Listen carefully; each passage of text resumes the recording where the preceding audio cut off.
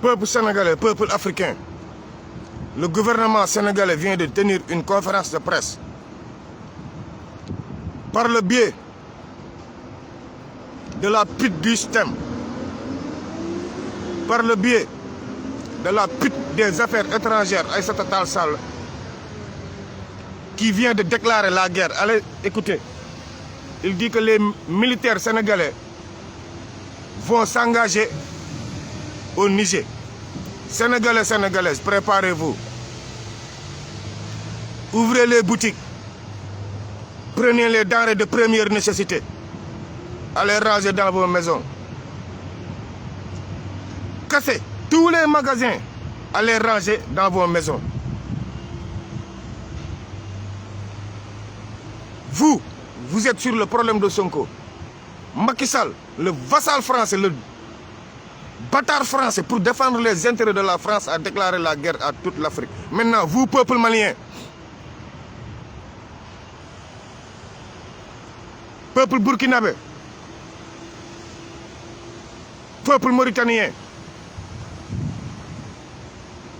la France comptait se baser sur la Mauritanie pour faire la guerre parce que l'OTAN vient de s'installer en Mauritanie. Heureusement que la Mauritanie a compris. Et peuple algérien, Macky Sall a décidé d'attaquer à travers ces militaires qui sont fixés au Mali. Donc déjà, vous militaires maliens, les militaires qui sont là-bas au nom de la G5, ils ne doivent plus circuler, ils ne doivent plus être armés, comme l'armée sénégalaise a désarmé l'armée gambienne. D'abord, Maliens, pour vous mettre en sécurité, les militaires qui sont dans votre territoire, qui doivent dégager d'ici 6 mois, que personne ne soit armé. J'étais dans une réunion et je viens de recevoir des informations de merde. La France a exfiltré tous ses ressortissants. États-Unis, pareil, Allemagne, pareil, au Niger. Le G5 Sahel là, la MINUSMA qui est au Mali, c'est cette MINUSMA là qui va se déporter direct au Niger. Et ça sera les Occidentaux qui vont faire les frappes. Peuple sénégalais, réfléchissons. Là, la Russie va intervenir. Ce qui se passe en Ukraine, l'Occident a déjà perdu l'Ukraine. Actuellement, ils veulent déporter la guerre là-bas chez nous à travers Macky Sall. Et je vous avais averti. On y va direct vers une guerre sous-régionale. Et je le jure, billahi, wallahi, tallahi. Toi, Guinée-Bissau, toi, militaire sénégalais, prenez vos responsabilités avant que ça ne soit trop tard. Parce qu'on va se battre entre nous, frères africains. Et billahi, Guinée-Conakry, vous, Guinée-Bissau, si vous ne prenez pas, vous, vieux père du PAGC, prenez l'État, faites un coup d'État et dégagez Ombalo. Sinon, la Guinée-Conakry, billahi, la Guinée-Conakry va massacrer la Guinée-Bissau jusqu'à prendre le palais. Je vous avertis. À cause de Ombalo, ce fils de pute blanc qui n'a rien compris. Grand, tu m'as trop déçu. C'est pas ça qu'on se disait à Ziguinchor. Ombalo, tu es un vrai fils de pute. J'ai perdu tout mon temps à te soutenir là-bas en Guinée. Ombalo, qu'est-ce qui se passe? Grand, qu'est-ce qu'il y a? Grand, Loukheu. Ombalo, tu comprends bien la Wolof. Qu'est-ce qui se passe? Depuis quand tu es comme ça? Ombalo, ne suis pas Macky Sall. C'est les pierres à Mbala, tes amis. C'était révolutionnaire. Mbalo, c'est les pierres à tes amis. Pas Macky Sall, il va te lâcher. Vous voulez aller sortir Bassoum. Parce que Bassoum, paraît-il qu'il n'a pas la carte d'identité nigérienne. Il a la carte d'identité française. Donc c'est un ressortissant français. C'est sur ces points-là que Macky Sall, tu mens, ta mère ment. C'est pour sauver l'uranium de la France que vous voulez faire la guerre. C'est pour sauver le nucléaire français que vous voulez faire la guerre. Mais c'est trop tard. Peuple nigérien, réveillez-vous. Faites des barricades partout dans les points stratégiques. Aéroport. Peuple du Niger, réveillez-vous. Allez dans tous vos camps. Allez sécuriser votre palais présidentiel. Allez sécuriser le général Tchani. Et enfermez là-bas Bassoum. Si Bassoum veut le fou, vous militaires nigériens, donnez à Bassoum au peuple, il n'a qu'à subir une justice populaire. Parce que nous, Macky Sall, tôt ou tard, il va subir une justice populaire. Militaires sénégalais, militaires gambiens, militaires ivoiriens, on vient de vous engager dans une guerre qui n'aura pas de suite. Nigeria ne peut pas tenir 200 hommes de Boko Haram. Billahi. L'Algérie, en une seconde, l'Algérie en une seconde peut péter la Côte d'Ivoire, même, peut péter même Nigeria, même pas 1, 2, 3, 4, 5. Le Mali, aucun pays africain ne détient des missiles si ce n'est pas le Mali. Pourtant, la fois passée, quand le Mali avait reçu des missiles venant de la Russie, là j'étais en réunion. Je n'étais pas du tout d'accord parce que je me suis dit que ces missiles-là, ce n'est pas bon pour l'Afrique. Parce que des missiles qui peuvent détruire la capitale de Dakar, qu'est-ce que ça fout en Afrique? Mais voici les raisons. Les Russes ont eu raison, les Maliens ont eu raison. Ils programmaient ça. Sénégal, si les militaires prennent l'État, cette guerre-là, ça sera enterré. Guinée-Bissau, si vous prenez l'État, cette guerre-là, ça sera enterré. Vous, Gambie, vous ne faites pas partie de la CEDEAO, vous êtes des anglophones. Common Rights ngeen bokk. Vous ne faites pas partie de la CEDEAO. Vous n'êtes pas des Français. Peuple gambien, réveillez-vous. Yeewu leen. Na ku nekk dem ndugg li ngay ndugg ku nekk li nga mën a jënd ci denrée jënd ko denc. ñoom Tambacounda ñu ngi werante ba tey nee nañ amul sécurité. Cap Manuel la ñu bëgg a buub Sonko yóbbu. amuñu fuñ jaar. xale yi ñu ngi xeex. nee naa leen presse bi ay Seneweb ak lépp faut abandonner taal leen ndayu presse bépp. Je vous avertis depuis, vous n'avez rien compris. La presse n'est plus avec vous. Ce que fait le Sénégal là, c'est ça que le Sénégal avait fait en 1914, Première Guerre mondiale. Il avait donné des militaires gratos et même des militaires forcés. 39-45, c'est ça que le Sénégal avait fait. Vous, peuple algérien, en 1962, à la guerre d'Algérie, Modibo Keïta avait envoyé des militaires en Algérie pour soutenir les Algériens. Qu'avait fait Senghor? Il avait envoyé des militaires sénégalais du côté de la France pour massacrer le peuple algérien. Le Sénégal a toujours trahi l'Afrique.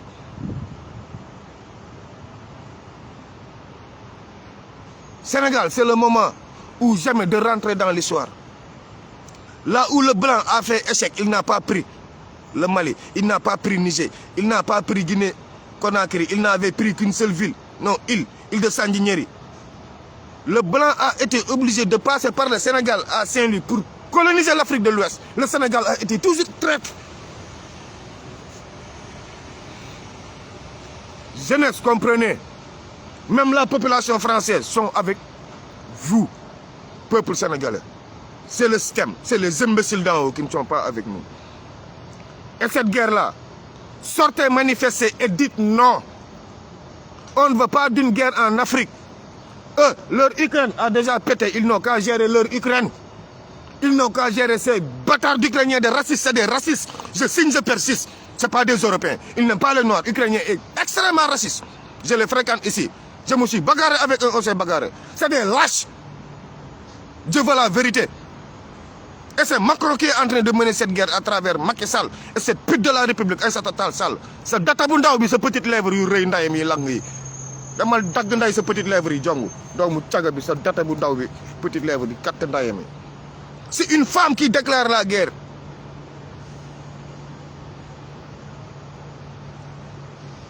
En 2023, là où on a oublié, là où l'Afrique devait être unie, c'est le Sénégal qui va décréter une guerre. Billahi, Sénégalais, je ne vous le cache pas, le Mali va directement frapper sur Macky Sall. Sénégal, si vous restez dans vos maisons, vous les vieux, vous les femmes, seen yoon nekk si non bombe yi dinañ leen fa fekk toj seen cottu nday pour muy clair. Seen yoon nekk si nañ dem na guerre bi démarré seen yoon nekk si dem leen génnee Macky Sall pare ngeen bañ seen yoon nekk si on y va. Seen yoon nekk si on y va. Xeex bi yéen ñi dëkk Dakar vous allez comprendre que yéen a war a génnee Macky wala yéen waa Dakar c'est vous qui allez en subir les conséquences. Gouvernement malien tapez là où il faut. Algérie tapez là où il faut. Mauritanie, depuis 1989, vous attendez ce moment-là. Depuis 1989, vous attendez ce moment-là. Prenez Saint-Louis. C'est une ville mauritanienne. Point final. Mais le Mali va récupérer ces régions qui sont au Sénégal jusqu'à Tambacounda. Macky Sall, si tu rentres dans cette guerre-là, l'armée sénégalaise, prenez vos responsabilités. Il n'est pas temps pour qu'on fasse une guerre pour défendre les intérêts de la France. La France est derrière nous. La France est déjà dépassée. Éveillez-vous, Africains, Africaines, sortez tous le samedi. Burkinabéo, nous, tous de la diaspora, place Torcodero, on va aller dire non à Macky Sall et à Macron.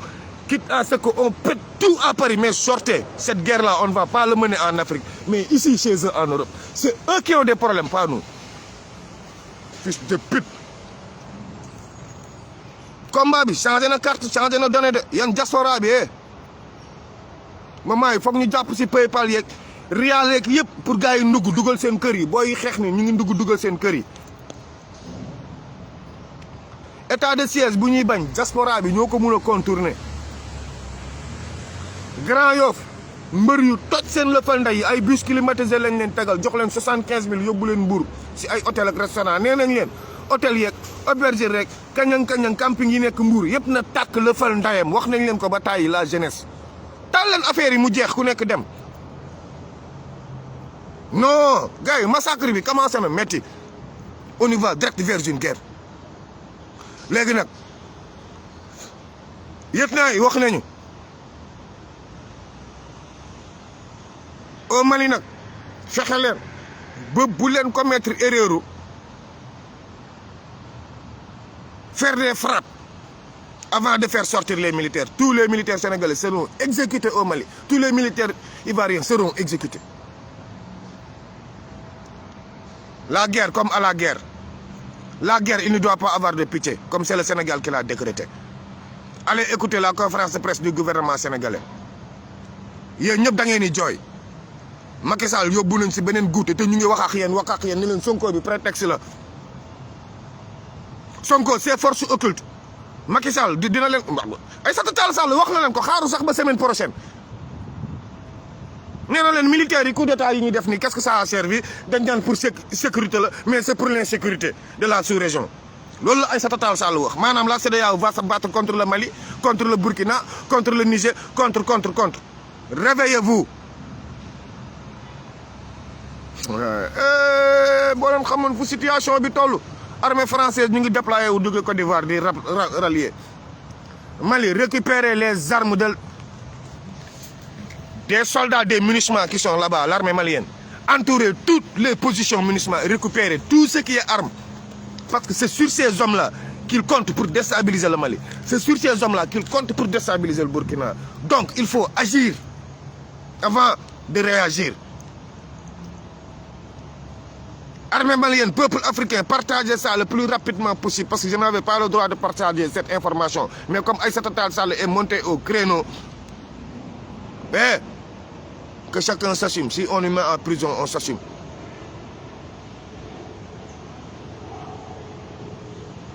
Gars, assumez-vous. Assumez-vous. Gars, assumez-vous. Kenn mënul wax yëpp. Dem leen nduggi. Kaso yi dem leen jëli ñi nekk ci kaso yi vite fait. Peuple bi yéen a mën a éviter guerre bi. Moment yi tey bu ñuy wax ni du ay génnee Sonko. On veut éviter une guerre en Afrique. On veut éviter une guerre. Gars yi amuñu droit guerre ak africains yi. Amuñu droit chaque jour ñun Sénégal nous sommes les traîtres de l'Afrique. On n'a plus ce droit. Sonko woowu leen loolu. Mënuñu tëj Sonko ci kaso bi ba pare defaat ñu les sauvages de l'Afrique. Et si on démarre cette guerre-là, vous, population sénégalaise qui vivez à l'étranger, là, au diaspora, Tunisie, Algérie, billahi, vous allez en subir les conséquences. Ils vont vous massacrer et vous serez des réfugiés. Sortez, prendre les consulats avant que ça ne soit trop tard. Dakar, sortez, récupérez vos institutions ainsi que le palais avant que ça ne soit trop tard. Prison, réagissez. Réagissez, les gardes sont en minorité. Gars yi bu yàq jotee lu waay yàq na ko xeeb ñaaw na ba noppi Sénégal mu ngi dugg ci guerre pour que Macky Sall yóbbu ñu transition ba 2027 moom mu mun a jiite réew mi ndax lan guerre am na loolu la décidé ak France. UE ñëw nañ fa Sonko nangul wax ak kenn dëj la fal ndayu UE ak ku ñu yaakaar sortez s'il vous plaît sortez et terminons avant ñuy dugg ci guute bu ñu dul régler gars yi sortez actuellement l'économie est paralysée mais la guerre est 10 000 fois plus dangereuse qu'une économie paralysée. La guerre est dit.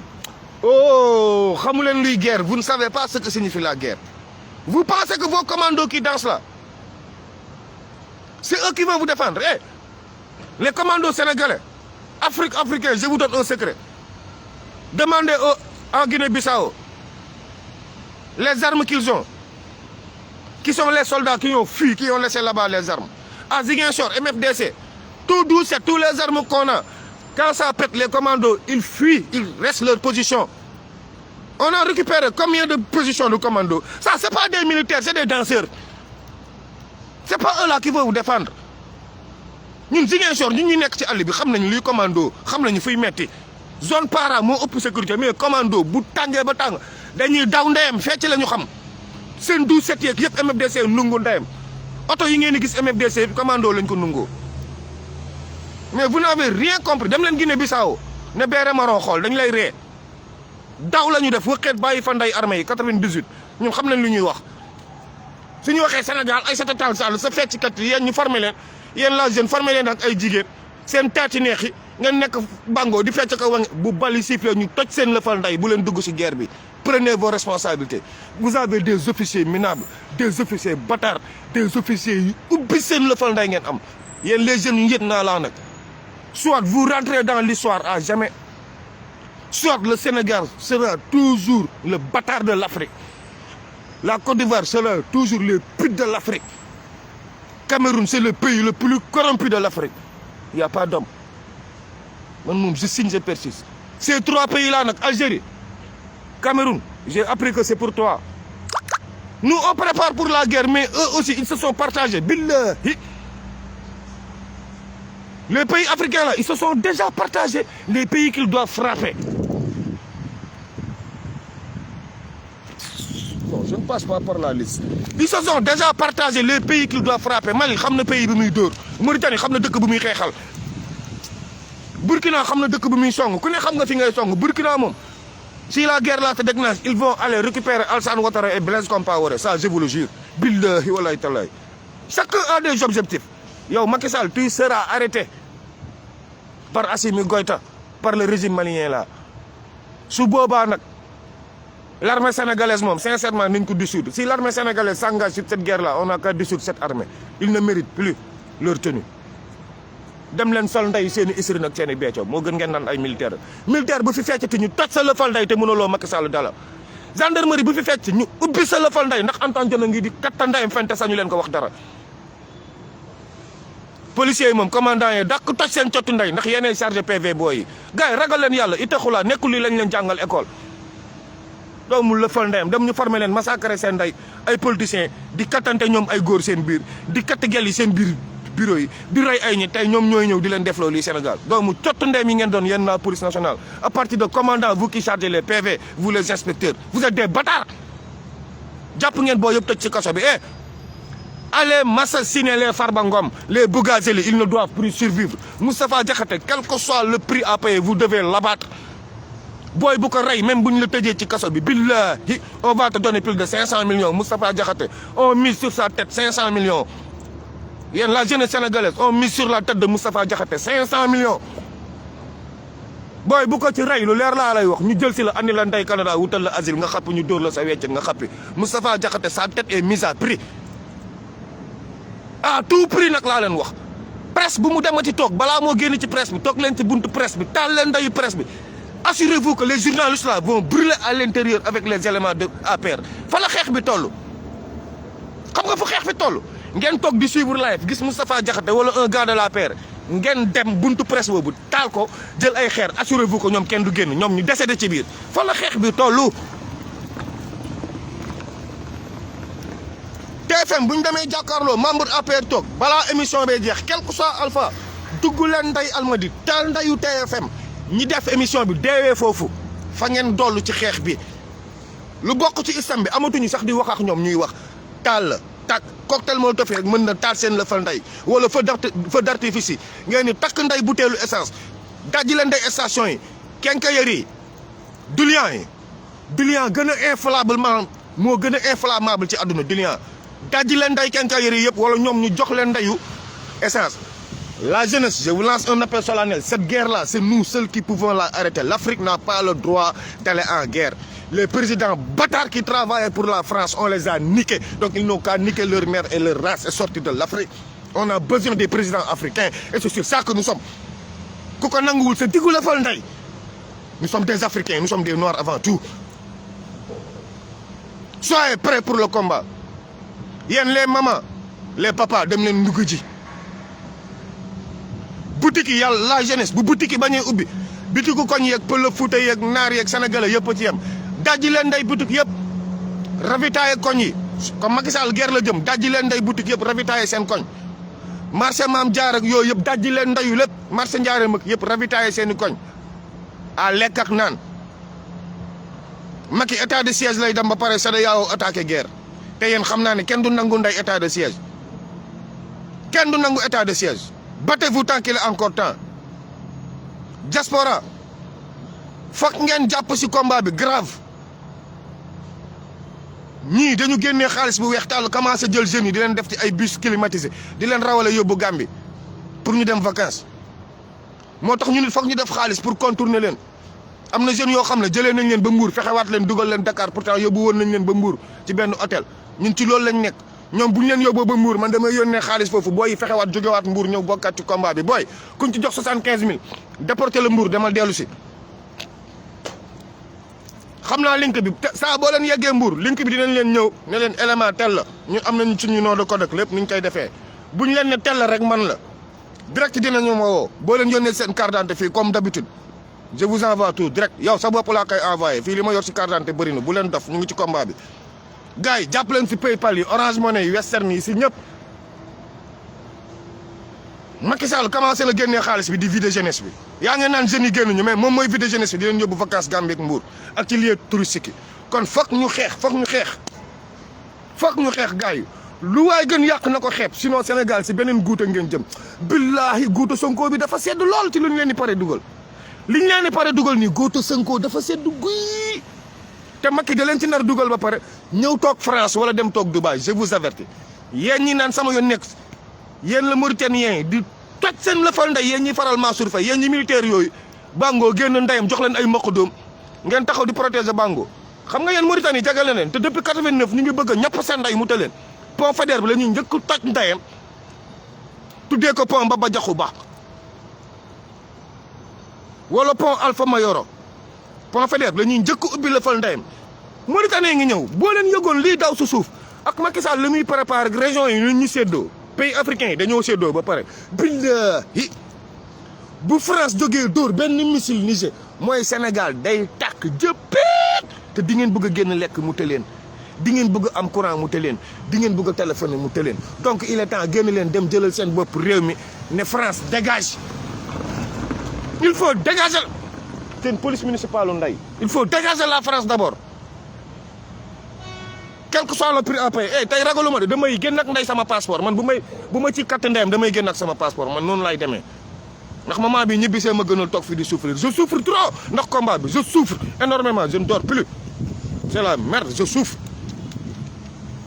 reyante leen ko Sonko il est en danger mu ngi gën a faible UE nangul wax ak ñoom léegi les dés sont jetés ils ont donné au gouvernement sénégalais l'autorisation de taper Macky Sall va taper avec la Gambie loolu lañ doon régler Gambie yéen nag yéen si des bu leen neexee Macky dugal leen ci guerre ngeen guerre mais ñun dañuy kattanday Macky jëlee ko palais les hommes de troupe kat jël Macky coppet Idi kat mais Macky amul coppet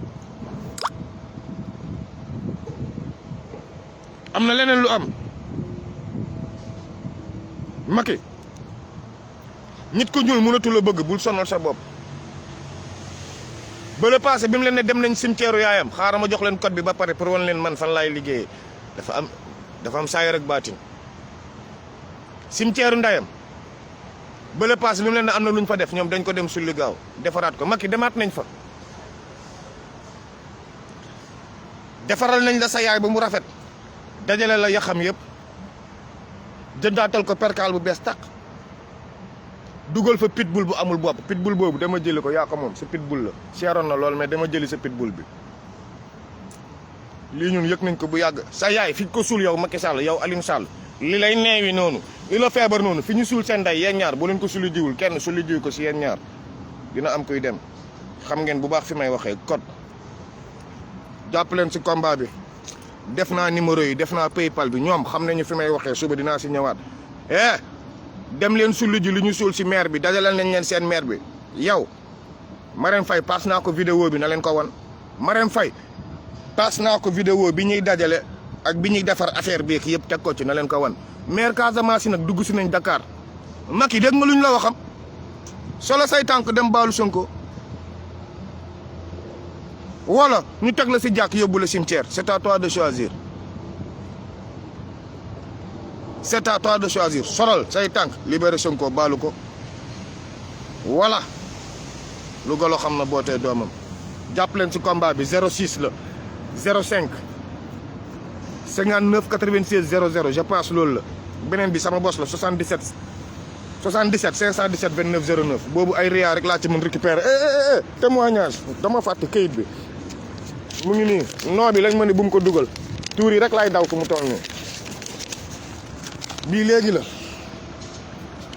bii c'est tout de suite dama ko jot dem récupérer ko bàcc ko ba pare tam gars yi job bi yéen ñi di liggéey naan dañuy liggéey ak liggéeyuñu non je n'accepte plus ça man fa ma doon liggéey si néew gis ngeen ma dañ maa dàq pour muy clair dañ maa dàq keroog bi ma ñëwee noonu di manifester kërëng la ko employé woon patron bi te def ma ne liggéey sil ma ne ko tey taluma sa ndey démb dem naa mu ne ma programme ñu la tey maa ngi nii xëy ak sama sag mu ne ma mënatoo liggéey si yéen tam gars yi combat bi da leen ko war jaral damay job ngeen ni job dama yore njaboot sama njaboot laa sacrifié ñëw toog yéen a ngi vacances bu leen neexee jël vacances diaspora descendons sur le terrain occupé nday consulat bi pendant une semaine dem dëkk nday consulat loolu laa leen wax kaa la ñu dem dajji nday consulat bi man je me porte les volontaires dugg ci bureau consulat bi nekk nday consulat Sénégal en attendant nee naa leen suñu coup d'état ñun fii lay commencé pour libérer Sénégal coup d'état bi fii la war commencé diaspora je vous appelle quittez-moi vos boulots là ngeen wàcc ci terrain bi on termine le combat là gis nga ñu ngi commencé andi seen oto yi nii la depuis si suba fu ma déplacé wu Torcadéro laa dem ñu contrôlé ma policiers yi fépp lañ may xaar xam naa sama vidéo yi la ñu xàmmee dama yomb xàmmee et ba pare je ne vais pas me cagouler parce que je m'assume je ne vais jamais me cagouler jamais de la vie jamais dans un combat jamais mosuma ko def laaj leen waa Guédiawaye mosuma cagouler wu ci combat jamais Guédiawaye boolekat yi maa ngi ñëw si yéen à tout à l'heure